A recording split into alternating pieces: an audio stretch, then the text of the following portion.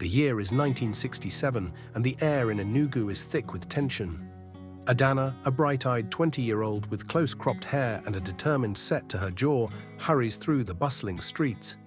The once peaceful city now hums with nervous energy as whispers of war grow louder each day. Adana reaches her destination, a small, hidden clearing just outside the city limits. There, leaning against a weathered Iroko tree, stands Emeka. His face lights up as he sees her approach. "Adana, I was beginning to think you wouldn't come," Emeka says, embracing her tightly. Adana pulls back, her eyes serious. "Emeka, have you heard? They say Biafra will declare independence any day now." Emeka's smile fades. "I know. My father, he's been called back to Lagos. He says the federal government won't let the East go without a fight." A heavy silence falls between them. They've known this moment was coming, but the reality of it still stings. "What will you do?" Adana asks, her voice barely above a whisper. Emeka runs a hand through his hair, frustration evident in every movement. "I don't know, Ada. My father expects me to join him, to fight for a united Nigeria. But how can I raise arms against my own people, against you?" Adana takes his hand, her touch a small comfort in the face of their uncertain future. "We'll figure it out, Emeka. We have to." As they stand there, the world seems to shrink to just the two of them. But the illusion is shattered by the distant sound of shouting. Reality crashes back in, reminding them that their stolen moments are numbered. "I should go," Adana says reluctantly. "Nnamdi will be looking for me. He's been talking about joining the Biafran forces." Emeka nods, his expression pained. "Be careful, Ada. These are dangerous times." They share one last, lingering kiss before Adana turns to leave. As she walks away, she calls over her shoulder, "Same time tomorrow?" Emeka's reply is lost in the growing clamor of the city, but his nod is promise enough. Weeks pass and war erupts with a vengeance. Enugu, once the pride of the East, becomes a battleground. Adana's family, like many others, is forced to flee as Nigerian forces advance. In a crowded refugee camp near Umuahia, Adana helps distribute meager rations. Her once vibrant clothes are now worn and dirty, but her spirit remains unbroken. As she hands out portions of gari, a familiar voice catches her attention. "Still taking care of everyone else before yourself, I see."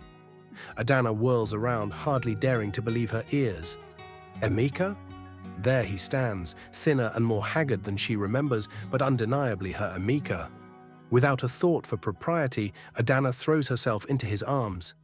"How did you find me?" she asks, her voice muffled against his chest. Emeka's laugh is tinged with exhaustion. "I've been searching every camp from here to Calabar. I couldn't just leave without knowing you were safe." Their joyful reunion is cut short by an angry shout. "Get away from my sister!" Nnamdi storms towards them, his face a mask of fury. He grabs Emeka roughly by the collar. "How dare you show your face here, you traitor!" "Nnamdi, stop!" Adana cries, trying to pull her brother away. "It's not what you think." But Nnamdi is beyond reason. "Not what I think. His father is killing our people, Ada. And where have you been, Emeka? Fighting alongside the Nigerian dogs?" A crowd begins to gather, drawn by the commotion. Emeka doesn't fight back, but his eyes are steely as he faces Nnamdi. "I came to help," Emeka says firmly. "I've brought medical supplies, food." "We don't need your blood money," Nnamdi spits. The situation is spiraling out of control. Adana can see some of the other young men in the camp eyeing Emeka with growing hostility. She makes a split-second decision. "Emeka, run!" she shouts, pushing him away. "Go now!" Emeka hesitates for a moment, his eyes locked with Adana's. In that look passes 1,000 unspoken words. Then he turns and disappears into the crowd. Nnamdi rounds on his sister. "Have you lost your mind, Ada? He's the enemy." Adana stands her ground. "He's a good man caught in an impossible situation, just like the rest of us." But as she watches the spot where Emeka vanished, Adana wonders if she'll ever see him again. Months pass, and the war grinds on. Adana's world shrinks to the daily struggle for survival, food becomes scarce, and the sounds of bombing are a near-constant backdrop. One evening, as Adana helps tend to the wounded in a makeshift hospital, A commotion erupts outside. She rushes to see what's happening and freezes in her tracks. Nigerian soldiers have surrounded the hospital. At their head stands a commanding officer who looks strikingly familiar. With a jolt, Adana realizes it's Colonel Nwosu, Emeka's father. The colonel's voice rings out, cold and authoritative. "We have reason to believe you're harboring Biafran soldiers. Surrender them now, or we'll be forced to take action." Panic spreads through the crowd. Adana knows there are indeed injured Biafran fighters inside. If the Nigerians find them, it will be a massacre. In that moment, Adana makes a decision that will change everything. She steps forward, her heart pounding but her voice steady. "Colonel Nwosu," she calls out, "I am Adana Okafor.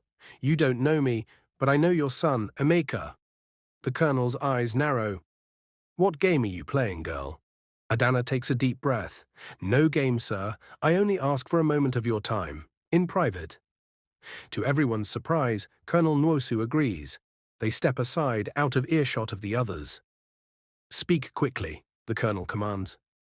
Adana looks him straight in the eye. "Your son loves this land and its people, all its people. He taught me that it's possible to see beyond the divisions this war has created. I'm asking you for Emeka's sake to show mercy today." For a long moment, Colonel Nwosu is silent. When he speaks, his voice is low and dangerous. "You're asking me to disobey my orders, to betray my country." "I'm asking you to save lives," Adana counters. "Isn't that what a soldier should do?" Another long pause. Then, to Adana's amazement, the colonel's expression softens almost imperceptibly. "You have 10 minutes, he says gruffly. "Get your wounded out through the back. We'll look the other way, this time."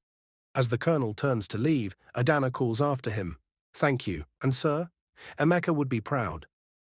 The colonel doesn't respond, but Adana sees his steps falter for just a moment. The war enters its final, desperate phase. Biafra is on the verge of collapse, and chaos reigns. Adana and what's left of her family are constantly on the move, staying one step ahead of the advancing Nigerian forces. It's during one of these frantic relocations that disaster strikes. As they're crossing a bridge, Nigerian planes appear overhead. Bombs fall, and the world explodes into fire and screaming. When the dust settles, Adana finds herself alone and injured. She drags herself to the shelter of a bombed-out building, her leg bleeding heavily. As shock sets in, she begins to lose hope. This, she thinks, is how it ends. But fate has other plans. Through her haze of pain, Adana hears footsteps approaching. She tenses, fearing Nigerian soldiers, but instead a blessedly familiar face swims into view. "Emeka," she whispers, certain she must be hallucinating. But it's real. Emeka kneels beside her, his eyes wide with concern and relief. "Ada, thank God I found you." As Emeka works to stop her bleeding, Adana's mind whirls with questions. How? Why are you here? Emeka's hands are gentle but sure as he bandages her wound. "I joined a relief organization. I couldn't fight for either side, but I couldn't stand by and do nothing either. I've been searching for you ever since that day in the camp." Once her injury is tended to, Emeka helps Adana to her feet. "We need to get you to safety. There's a Red Cross camp not far from here." But Adana hesitates. "My family, Nnamdi. I don't know if they survived the bombing." Emeka's face is grim. "We'll look for them, Ada, I promise, but right now we have to get you help." As they make their slow, painful way through the war-torn landscape, Adana leans heavily on Emeka. Despite everything, despite the years and the war that separated them, it feels right. It feels like coming home. The war ends, not with a bang, but with a whimper. Biafra surrenders, and the long process of rebuilding begins. For Adana and Emeka, it's a time of both joy and sorrow. Adana is reunited with her father, who survived the war, but Nnamdi is among the many still missing. Emeka's relationship with his father remains strained, the weight of their choices during the war creating a chasm between them. On a warm evening, Adana and Emeka sit on the banks of the Niger, watching the sun set on a fragile peace. The future is uncertain, but they face it together. "What happens now?" Adana asks, her head resting on Emeka's shoulder. Emeka is quiet for a moment before responding. "We rebuild, we heal." It won't be easy, but we've come this far. Adana nods, then sits up to look Emeka in the eye. There's something I need to tell you, she says, her voice serious. During the war, I met your father. Emeka stiffens. What? When? Adana recounts the story of the hospital and her plea to Colonel Nwosu. As she speaks, Emeka's expression shifts from shock to wonder. Ada, do you realize what you did? Emeka asks when she finishes. You may have saved dozens of lives that day. Adana shakes her head. I just did what I thought was right. What you would have done? Emeka takes her hand, his eyes shining with emotion. This is why I love you, Adana. Your courage, your compassion. Even in the darkest times, you never lost sight of our common humanity. As the last light fades from the sky, Emeka stands, pulling Adana up with him. Come on, he says, a hint of mystery in his voice. There's somewhere I want to take you. He leads her through the twilight to a familiar clearing, the same spot where they used to meet in secret before the war. But now it's transformed. Lanterns hang from the trees, casting a warm glow over a small gathering of people. Adana gasps as she recognizes the faces.